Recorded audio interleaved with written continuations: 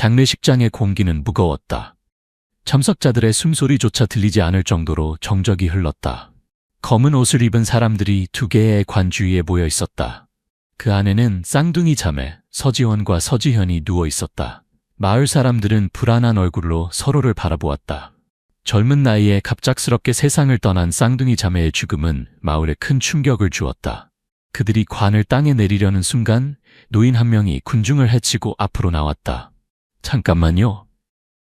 그 목소리에 모두가 멈췄다. 박우진이라는 이름의 그 노인은 주머니에서 작은 병을 꺼내 관 쪽으로 다가갔다. 노인이 관을 열고 각 쌍둥이의 입에 투명한 액체를 몇 방울 떨어뜨리자 참석자들은 공포에 질려 숨을 죽였다. 그로부터 몇 분이 지나자 믿을 수 없는 일이 벌어졌다. 먼저 서지원이 기침을 하더니 눈을 떴고 곧이어 서지현도 숨을 들이켰다. 사람들은 공포에 질려 비명을 지르며 도망쳤다. 귀신이다. 죽은 자가 살아났다. 그러나 이것은 끝이 아닌 시작이었다. 이 모든 이야기는 20회 전으로 거슬러 올라간다. 강미애는 경상도의 작은 어촌 마을에서 가장 아름다운 여성이었다. 19살의 나이에 그녀는 수많은 청혼을 받았지만 모두 거절했다. 미애의 마음은 이미 마을의 가난한 어부 박우진에게 가 있었다. 우진은 미애보다 15살이나 많았지만 그의 조용하고 신중한 성격이 미애를 끌어당겼다. 어떤 부자도 내 마음을 살 수 없어요. 미애는 우진에게 고백했다. 당신만이 내 진심을 볼 수 있는 유일한 사람이에요. 처음에 우진은 미애의 마음을 받아들이기를 주저했다. 나이 차이가 너무 컸고 그는 미애가 더 나은 삶을 살 자격이 있다고 생각했다. 하지만 미애의 끈질긴 마음에 결국 그는 마음을 열었다. 그들은 결혼했고 처음 몇 년은 평화로웠다. 미애는 행복했다. 그러나 그녀의 가장 큰 소원은 아이를 갖는 것이었는데 아무리 노력해도 임신이 되지 않았다. 의사들은 그녀가 건강하다고 했지만 해가 거듭될수록 미애의 마음은 점점 더 무거워졌다. 왜 나에게는 아이가 생기지 않는 걸까? 미애는 밤마다 물었다. 내가 무슨 잘못을 했길래? 열해가 지나고 우진과 미애의 결혼 생활은 차갑게 식어갔다. 우진은 점점 더 바다에 머무는 시간이 길어졌고 마을에는 그가 이웃 마을의 젊은 여자와 관계를 맺고 있다는 소문이 돌았다. 미애가 40살이 되었을 때 우진은 집을 떠났다. 나는 당신을 사랑하지만 더 이상 이렇게 살 수 없어. 그는 말했다. 우리 둘 다 너무 불행해.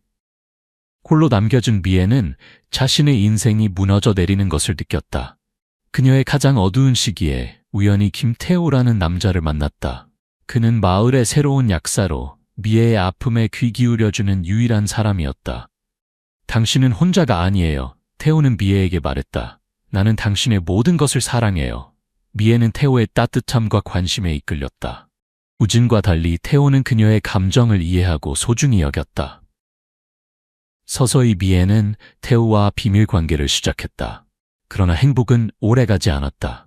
어느 날 아침 미애가 태호의 약국을 방문했을 때 약국은 문이 닫혀 있었다. 이웃들은 그가 밤사이 짐을 싸서 떠났다고 했다. 이유도 없이, 작별 인사도 없이 충격과 배신감에 휩싸인 미애는 집으로 돌아왔다. 그리고 2주 후 그녀는 믿을 수 없는 사실을 알게 되었다. 40살의 나이에 그녀는 임신을 했다. 태호의 아이를. 그해 겨울 서리빨이 내린 밤에 미애는 쌍둥이를 낳았다. 서지원과 서지현이라는 이름의 두 여자아이였다. 그들의 탄생은 미애에게 기쁨과 두려움을 동시에 가져왔다. 너희들은 나의 전부야. 미애는 아기들을 안으며 속삭였다.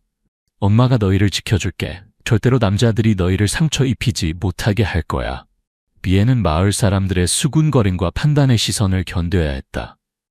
기혼 여성이 남편이 아닌 다른 남자의 아이를 낳았다는 사실은 보수적인 어촌 마을에서 큰 스캔들이었다. 우진은 미애가 쌍둥이를 낳았다는 소식을 듣고 마을로 돌아왔다. 그는 집에 들어서자마자 자신의 물건들을 모았다. 그 아이들은 내 아이가 아니야. 그는 차갑게 말했다. 난 더 이상 이 집에서 살 수 없어. 그렇게 우진은 떠났고 미애는 두 딸과 함께 홀로 남겨졌다. 그 순간부터 미애는 자신의 삶을 딸들에게 바치기로 결심했다. 그녀는 자신이 겪은 배신과 상처를 딸들이 겪지 않기를 원했다. 너희는 25이 되기 전까지 남자와 데이트하지 않을 거야. 미애는 종종 딸들에게 말했다. 그때가 되면 너희는 누가 너희를 진정으로 사랑하는지, 누가 너희를 이용하려는지 분별할 수 있을 거야. 미애의 과보호는 쌍둥이가 자라면서 점점 더 심해졌다. 그녀는 딸들이 학교와 집 외에 다른 곳에 가는 것을 허락하지 않았고, 특히 남학생들과의 접촉을 철저히 금지했다. 시간이 흘러 쌍둥이는 17살이 되었다. 그들은 외모뿐만 아니라 성격도 닮아 있었지만 미세한 차이가 있었다. 지원은 조금 더 대담하고 모험적이었고 지연은 더 조용하고 사려 깊었다. 두 자매는 어머니의 엄격한 규칙 아래에서 자라면서도 자신들만의 비밀 세계를 만들었다. 그들은 서로에게 모든 것을 털어놓았다. 거의 모든 것을. 지원이 먼저 규칙을 깼다. 그녀는 학교에서 정우석이라는 남학생을 만났고 곧 비밀 연애를 시작했다. 엄마에게 절대 말하면 안 돼. 지원은 지연에게 부탁했다. 지연은 약속했지만 그녀 역시 자신의 비밀을 갖고 있었다. 지원이 우석과 만나기 시작한 지 몇 개월 후 지연도 학원에서 만난 남자와 데이트를 시작했다. 그의 이름은 정우석이었다. 같은 이름이지만 지연은 지원의 남자친구와는 다른 사람이라고 생각했다. 그녀는 이 관계를 지원에게조차 비밀로 했다. 두 자매는 어머니 몰래 각자의 연애를 이어갔다. 그러나 운명은 잔인한 방식으로 그들을 기다리고 있었다. 미애가 55살이 되었을 때 그녀는 심각한 병에 걸렸다. 의사들은 그녀에게 1년도 채 남지 않았다고 했다. 병상에 누워 미애는 딸들에게 마지막 부탁을 했다. 약속해다오. 그녀는 떨리는 손으로 딸들의 손을 잡았다. 너희가 충분히 성숙해질 때까지 너희 마음을 누구에게도 주지 않겠다고. 나처럼 후회하는 살 살지 않기를 바란다. 딸들은 눈물을 흘리며 약속했다. 그들의 마음은 이미 다른 곳에 있었지만 어머니의 마지막 소원을 거절할 수 없었다. 미애는 평화롭게 눈을 감았고 쌍둥이는 서로를 의지하며 살아가기 시작했다. 그들은 계속해서 각자의 비밀 연애를 이어갔고 서로에게 거짓말을 했다. 미애의 죽음 후 1년, 쌍둥이는 20살이 되었다. 그들은 대학에 입학했고 각자의 연애는 더욱 깊어졌다. 그러던 어느 날 지원은 자신이 임신했다는 사실을 알게 되었다. 공포와 혼란에 빠진 지원은 우석에게 전화했다. 우리 아기가 생겼어. 그녀는 떨리는 목소리로 말했다. 우석은 잠시 침묵했다. 내일 만나자. 그는 마침내 대답했다. 축하할 일이야. 같은 날 지연도 구역질과 어지러움을 느꼈다. 그녀는 임신 테스트기를 구입했고 결과는 양성이었다. 그녀도 우석에게 연락했다. 우리 얘기할 것이 있어. 지연이 말했다. 알아. 우석이 대답했다. 내일 만나자. 중요한 얘기가 있어. 두 자매는 각자 다음 날 우석을 만나기로 했다. 그들은 서로에게 친구를 만난다고 거짓말했다. 지원이 먼저 우석을 만났다. 그는 그녀를 고급 레스토랑으로 데려가 샴페인을 주문했다. 우리 아이를 위한 축하야. 우석이 미소 지으며 말했다. 하지만 너만 마셔. 나는 운전해야 해. 지원은 샴페인을 마셨다. 그들은 미래에 대해 이야기했고 우석은 그녀와 아이를 책임지겠다고 약속했다. 1시간 후 지원은 갑자기 속이 메스꺼워졌다. 집에 가고 싶어. 그녀가 말했다. 우석은 그녀를 집 근처에 내려주었다. 내일 다시 연락할게. 그는 약속했다. 그 후 지연이 우석을 만났다. 그는 그녀를 같은 레스토랑으로 데려갔고 똑같은 샴페인을 주문했다. 마셔봐. 그가 권했다. 특별한 날을 위한 거야. 지연은 주저했다. 난 임신했어. 그녀가 말했다. 알코올을 마시면 안 돼. 우석의 눈에 잠시 당혹감이 스쳤다. 그래, 그럼 내가 마실게. 그가 말했다. 하지만 적어도 한 모금은 마셔봐. 우리의 미래를 위해서. 지연은 그의 열정적인 눈빛에 못 이겨 한 모금 마셨다. 그 직후 그녀도 극심한 메스꺼움을 느꼈다. 집에 가야겠어. 그녀가 말했다. 우석은 웃으며 그녀를 배웅했다. 걱정 마. 내가 책임질게. 그날 밤 두 자매는 집에서 만났다. 둘 다 창백했고 아파 보였다. 너 괜찮아? 지원이 지연에게 물었다. 그냥 약간의 독감 같아. 지연이 대답했다. 너는? 나도? 어제부터 계속 메스꺼워. 그들은 같은 증상을 가지고 있다는 것을 깨달았지만 그 이유를 서로에게 말하지 않았다. 그들은 각자의 비밀을 지키며 침실로 들어갔다. 자정이 지났을 때 지원은 갑자기 극심한 복통에 잠에서 깼다. 그녀는 화장실로 달려갔지만 문 앞에서 쓰러졌다. 비명을 지르자 지연이 달려왔다. 언니! 지연이 소리쳤다. 그러나 지연도 곧 같은 통증을 느꼈다. 그녀도 바닥에 쓰러졌다. 두 자매는 고통 속에서 서로를 바라보았다. 난 임신했어. 지원이 고통 속에서 털어놓았다. 정우석의 아이를. 지연의 눈이 커졌다. 뭐? 정우석, 그건 내 남자친구 이름이야. 두 자매는 충격 속에서 서로를 바라보았다. 갑자기 모든 것이 명확해졌다. 그들은 같은 남자와 사귀고 있었던 것이다. 그가 우리를 독살하려고. 지연이 힘겹게 말했다. 그들은 서로를 끌어안고 의식을 잃었다. 다음 날 아침 이웃이 걱정되어 문을 두드렸지만 대답이 없자 경찰을 불렀다. 경찰이 문을 열었을 때 그들은 바닥에 쓰러진 쌍둥이를 발견했다. 의사는 그들이 독살되었다고 선언했다. 마을에는 곧 소문이 퍼졌다. 미애의 쌍둥이 딸들이 죽었다는 것, 그들이 같은 남자의 아이를 가졌다는 것, 그리고 그 남자가 그들을 독살했다는 것. 장례식이 바로 그날 오후에 열렸다. 마을 사람들은 모두 슬픔에 잠겨 있었다. 그들이 관을 땅에 내리려는 순간 한 노인이 나타났다. 그 노인은 바로 박우진이었다. 75살이 된 그는 쌍둥이의 관 앞에 서서 작은 병을 꺼냈다. 기다려. 그가 외쳤다. 사람들이 놀라서 멈췄을 때 우진은 각 관을 열고 쌍둥이의 입에 투명한 액체를 몇 방울씩 떨어뜨렸다. 모두가 숨을 죽이고 지켜보는 가운데 기적이 일어났다. 먼저 지원이 기침을 했고 이어서 지연도 숨을 들이켰다. 두 자매는 눈을 떴다. 사람들은 공포에 질려 도망쳤지만 우진은 그 자리에 남아 쌍둥이를 일으켜 세웠다. 어서 이곳을 떠나야 해. 그가 말했다. 그날 밤 우진은 쌍둥이에게 모든 것을 설명했다. 그는 그들의 계부였지만 미애와 함께하지 못한 것을 항상 후회했다고 했다. 그는 미애가 죽은 후에도 멀리서 쌍둥이를 지켜보았다. 난 너희 어머니를 정말 사랑했어. 우진이 말했다.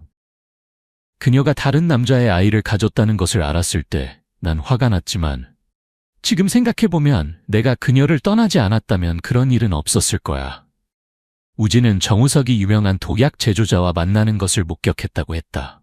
그는 처음에는 그것이 무엇을 의미하는지 몰랐지만 쌍둥이의 죽음 소식을 들었을 때 즉시 해독제를 구하러 갔다. 다행히 시간 안에 도착했구나. 그가 말했다. 아직 너희와 아기들을 구할 수 있었어. 지원과 지연은 충격 속에서 그의 말을 들었다. 그들이 아직 살아있다는 것, 아기들도 무사하다는 것, 그리고 그들을 독살하려 했던 사람이 바로 그들이 사랑했던 남자라는 것. 정우석은 어디 있어요? 지연이 물었다. 경찰이 그를 체포했어. 우진이 대답했다. 그는 이미 자백했어. 너희 둘 다 임신했다는 사실을 알았을 때 그는 흔적을 없애기로 결심했대. 두 자매는 서로를 바라보았다. 그들의 눈에는 슬픔과 배신감이 가득했지만 동시에 새로운 시작에 대한 희망도 있었다. 쌍둥이는 독살 사건 이후 서울로 이사했다. 우진은 그들에게 작은 아파트를 마련해 주었고 정기적으로 방문하며 그들을 돌봤다. 난 너희 어머니에게 제대로 된 남편이 되지 못했어. 그가 말했다. 하지만 너희에게는 좋은 할아버지가 되고 싶어. 9달 후 지원과 지연은 각각 여자 쌍둥이를 낳았다. 지원의 쌍둥이는 강서연과 강서윤으로, 지연의 쌍둥이는 강하은과 강하늘로 이름 지어졌다. 내 아기가 태어나자 우진은 눈물을 흘렸다. 이건 운명이야. 그가 말했다. 너희 어머니가 항상 원했던 가족이 마침내 이루어졌어. 두 자매는 어머니와 달리 딸들을 키우기로 결심했다. 그들은 딸들에게 세상의 위험에 대해 가르치되 과도한 두려움 없이 자신의 선택을 할 자유를 주기로 했다. 우리는 실수를 하고 배워야 해, 지원이 말했다. 엄마는 우리를 너무 사랑해서 모든 고통으로부터 우리를 보호하려고 했지만 그것이 오히려 우리를 더 취약하게 만들었어. 맞아, 지연이 동의했다. 우리는 딸들에게 강하고 독립적인 여성이 되는 법을 가르칠 거야. 그리고 무엇보다 자신의 가치를 아는 법을. 쌍둥이와 그들의 딸들은 새로운 삶을 시작했다. 그들은 과거의 상처를 이겨내고 미래를 향해 나아갔다. 우진은 자신의 역할을 다하며 손녀들이 자라는 것을 지켜보는 기쁨을 누렸다.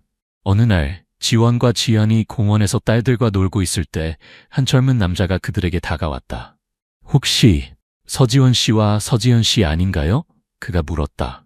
두 자매는 경계하며 그를 바라보았다. 제 이름은 이민준입니다. 그가 자신을 소개했다. 저는 김태호의 아들입니다.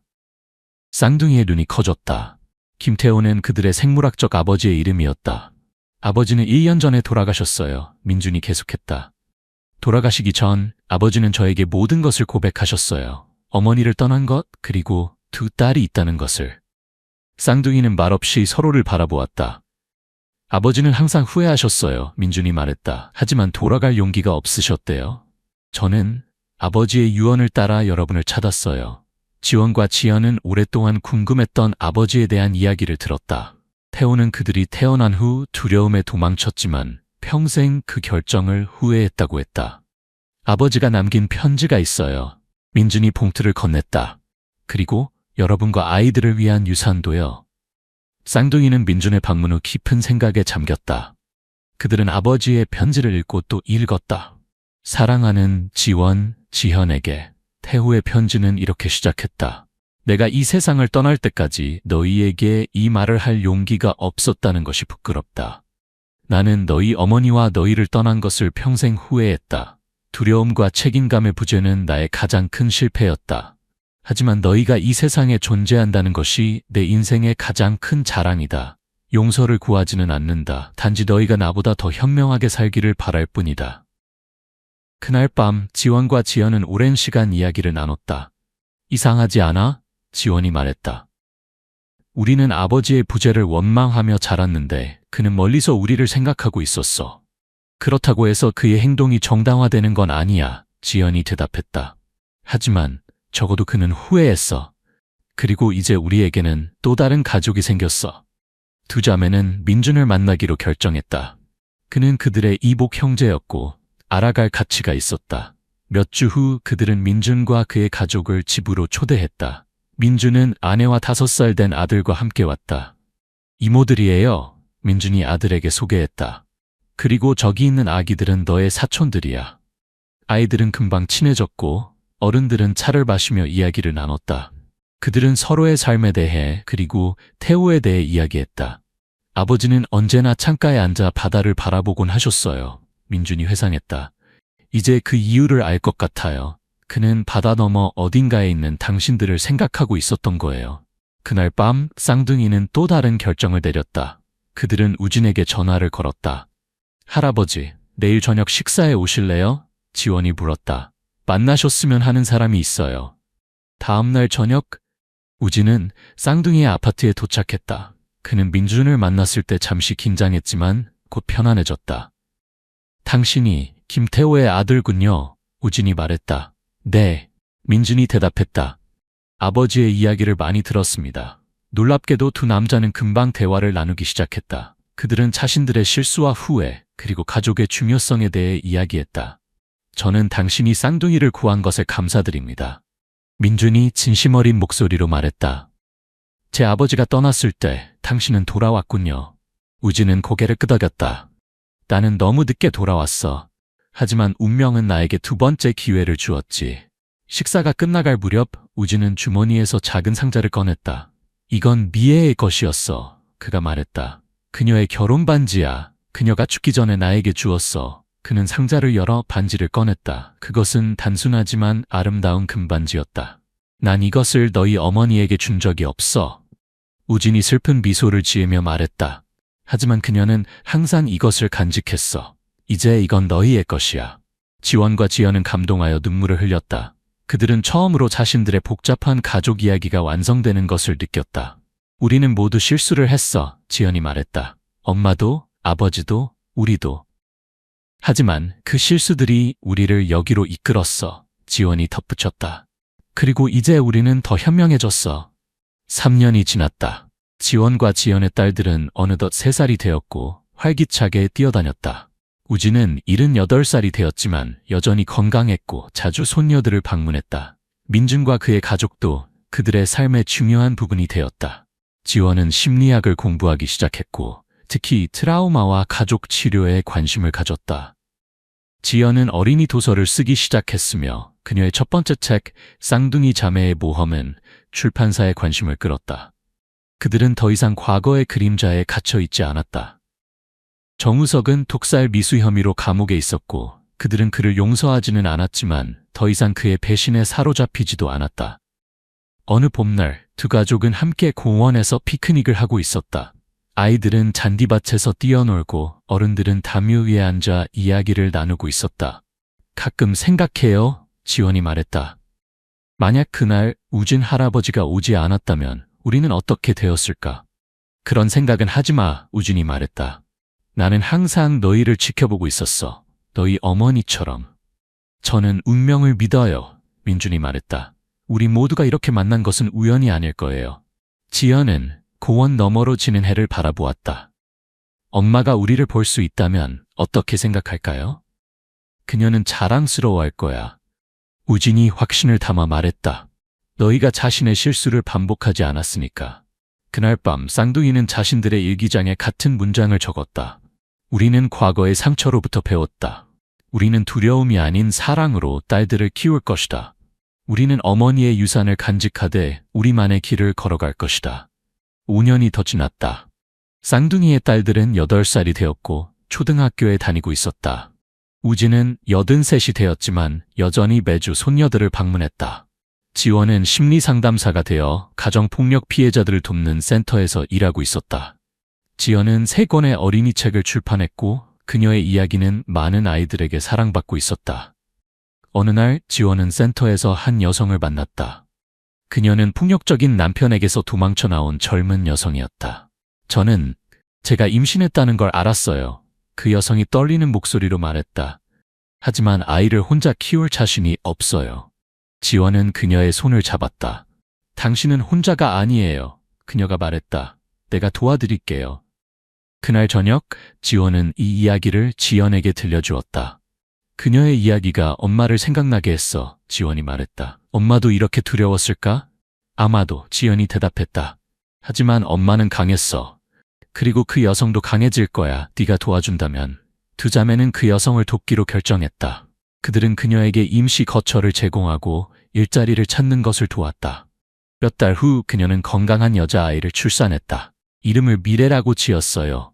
그녀가 웃으며 말했다. 새로운 시작을 의미하죠. 우진은 아기 미래를 보며 미소 지었다. 생명의 순환이구나. 그가 말했다. 매번 새로운 시작이 있어. 그해 겨울, 우진은 평화롭게 세상을 떠났다. 그는 마지막 순간까지 쌍둥이와 그들의 딸들과 함께했다. 너희들은 내 인생에서 가장 아름다운 기적이었어. 그의 마지막 말이었다. 장례식 날 놀라운 일이 일어났다. 쌍둥이의 딸들 중 막내인 하늘이가 갑자기 우진의 관 앞에 서서 말했다. 할아버지가 말씀하셨어요. 그녀가 진지하게 말했다. 그는 항상 우리와 함께 계실 거래요. 그리고 할머니도요. 모두가 놀랐지만 지원과 지연은 딸의 말을 믿었다. 어쩌면 그것은 단지 아이의 상상일지도 모르지만 그들은 우진과 미애가 어딘가에서 그들을 지켜보고 있다고 느꼈다. 10년이 더 지났다. 쌍둥이의 딸들은 18살이 되어 대학에 입학했다. 서연과 서유는 의학을, 하은과 하늘은 예술을 공부하기로 했다. 지원과 지연은 이제 45이 되었다. 그들은 여전히 가깝게 지냈고 서로의 가장 친한 친구였다. 그들은 어머니의 오래된 집을 리모델링하여 가족 휴양지로 만들었다. 어느 여름날 모든 가족이 그 집에 모였다. 민준과 그의 가족, 지원과 지연의 딸들, 그리고 미래와 그녀의 어머니도 있었다. 그들은 정원에서 바비큐를 하고 추억을 나누었다. 해가 질 무렵 지원은 오래된 사진첩을 꺼냈다. 그 안에는 미애의 젊은 시절 사진과 쌍둥이가 아기였을 때의 사진, 우진과 함께 찍은 마지막 사진들이 있었다. 우리 가족의 이야기는 완벽하지 않아, 지원이 말했다. 하지만 그것이 우리를 특별하게 만들어, 지연이 덧붙였다. 그날 밤 모두가 잠든 후 쌍둥이는 정원에 나가 별이 빛나는 하늘을 바라보았다. 엄마와 우진 할아버지가 우리를 보고 있을까? 지연이 물었다. 난 그렇게 믿어, 지원이 대답했다. 그리고 그들은 지금 미소 짓고 있을 거야. 두 자매는 손을 잡고 별을 바라보았다. 그들의 삶은 복잡하고 때로는 고통스러웠지만 그들은 항상 서로를 의지할 수 있었다. 그리고 그것이 바로 진정한 가족의 의미였다. 우리는 정말 행운아야, 지연이 속삭였다. 그래? 지원이 동의했다. 우리는 두 번째 기회를 얻었으니까. 바람이 살랑거리며 그들의 머리카락을 흩날렸다. 멀리서 파도 소리가 들려왔다. 그것은 마치 미애와 우진이 속삭이는 것 같았다. 사랑해, 항상 함께 있을게. 그렇게 서지원과 서지연의 이야기는 새로운 장을 맞이했다. 그들은 더 이상 과거의 상처에 갇혀 있지 않았다. 대신 그들은 미래를 향해 나아갔다. 사랑과 용서, 그리고 가족의 힘으로. 사랑은 죽음보다 강하다. 그리고 때로는 그것은 우리에게 두 번째 기회를 준다.